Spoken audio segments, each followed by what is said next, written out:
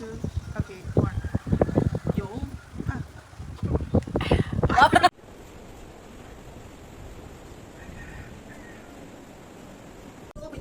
nag-ocular lang ako.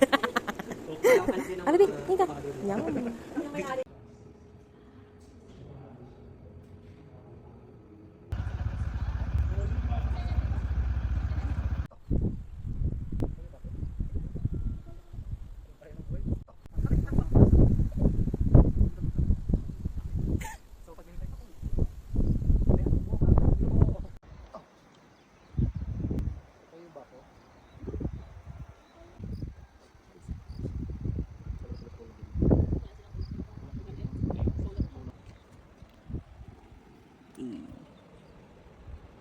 Ano nila sa headhunting. Ganun.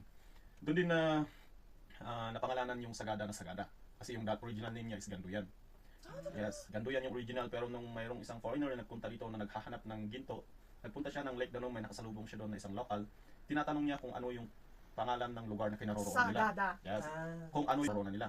Siyempre hindi maintindihan ng local, hindi sila magkaintindihan. Kaya yung sinabi ng yung naintindihan ng local is kung ano yung dala-dala niya, yung buhat-buhat niya isang klase ng farm tool. Yes. Na pangalan is Sagad.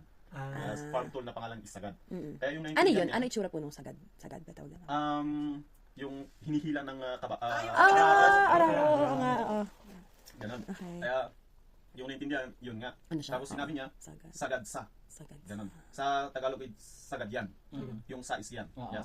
Kaya parang naging Sagada. Hindi ko lang naano kung bakit naging S yung naging D yung S. maybe sa pagkaisilang yun nga. Kaya yung nung namap yung Sagada, yun yung nilagay Sagada. Pero dahil yun sa farm tool. Yes. Galing.